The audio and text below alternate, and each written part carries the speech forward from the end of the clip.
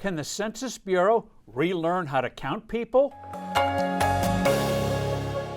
Hello, I'm Steve Forbes, and this is What's Ahead, where you get the insights you need to better navigate these turbulent times. Most people think the decennial census means counting everyone residing in the U.S. Think again. It turns out that the 2020 census vastly overcounted the population of certain states, mostly Democratic, and meaningfully undercounted it in others, mostly Republican. The errors were not small.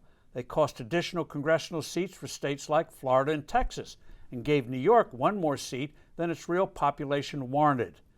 After every census, the Bureau conducts what is called the Post-Enumeration Survey, the PES. This time, the survey involved 161 households. Obviously, such a sampling isn't pristinely precise, but it does give a pretty accurate assessment of how well the overall counting went. For instance, the PES found there are no meaningful discrepancies in the 2010 census. However, this enumeration looks to be one of the worst ever. Through statistical sampling and looking at other data, the Census Bureau gets a pretty good idea of how each state's population is changing between the 10-year formal counts. The difference between these estimates and the actual count were stunning. Suddenly, with the actual census numbers, New York seemed to have gained hundreds of thousands of residents, while Florida lost hundreds of thousands. That raised eyebrows.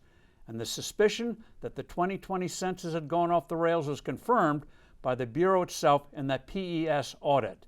It found significant undercounting of people in Texas, Florida, Tennessee, Arkansas, Mississippi, and Illinois. Massive overcounting occurred in New York, Massachusetts, Hawaii, Rhode Island, Ohio, Utah, Minnesota, and Delaware. Rhode Island and Minnesota should each have lost a congressional seat, but didn't. Colorado got an additional seat it didn't deserve. The estimated misses in various states are eye-popping. Texas lost nearly as many as 985,000 people. New York got as many as an extra 1 million people. So what happened and why? And why isn't there a ruckus for something so important that involves redistribution of congressional seats, the redrawing of congressional and state legislative districts, and the formulas for distributing literally hundreds of billions of federal dollars? The Census Bureau itself says some of its workers mistakenly filed duplicate forms. COVID fears had some people refusing to respond when census takers knocked on their doors.